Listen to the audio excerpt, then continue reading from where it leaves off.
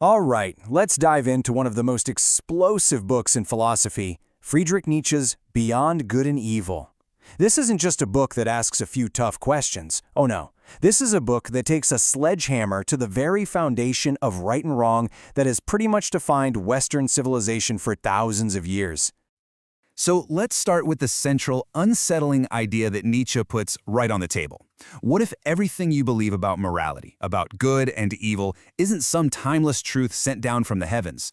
What if it's all just an illusion? What if it's actually a set of chains cleverly designed to keep you in line? It's a really tough thought to swallow, and that's exactly where he wants us to begin. So first up, a dangerous question, because Nietzsche, he starts his attack on truth itself.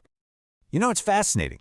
He doesn't go after religion or society first. He goes after his own team, the philosophers. He basically says, look, for centuries, all these great thinkers, they weren't really searching for some objective truth. Not at all. He claimed they were just building these huge, complicated arguments to justify what they already wanted to believe. Their grand moral systems, just really fancy masks for their own hidden instincts and prejudices.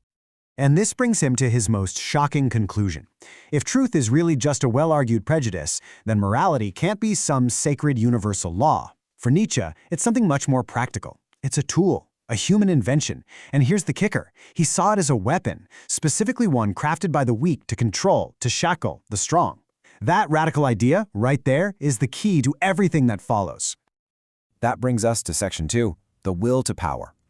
So, if morality is a weapon in some great battle, what's the fundamental force that's driving everyone? Okay, at the absolute core of Nietzsche's whole worldview is this thing he calls the will to power. And what is it?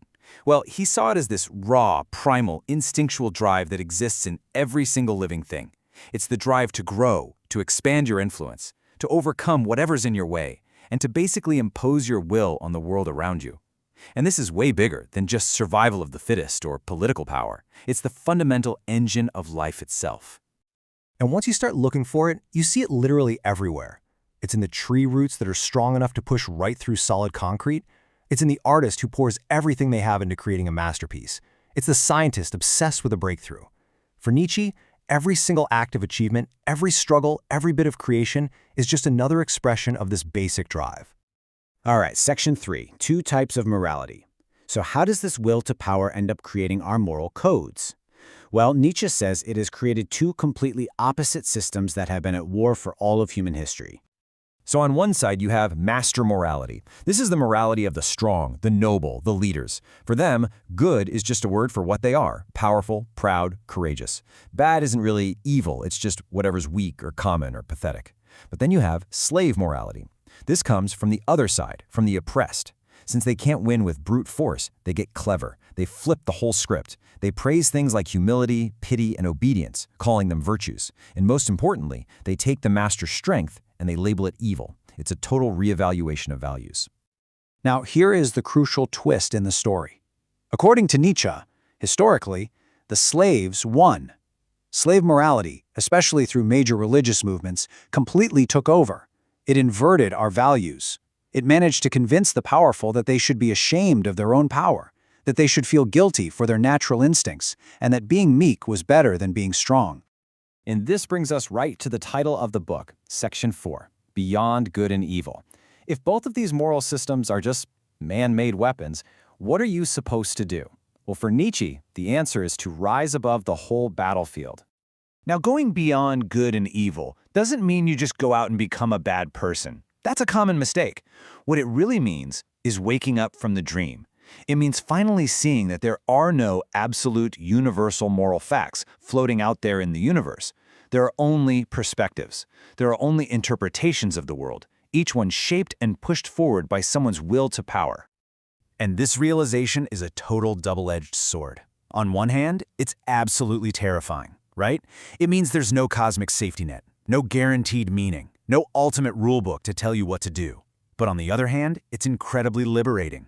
Because if all those old values you were taught were actually a prison, well, somebody just handed you the key.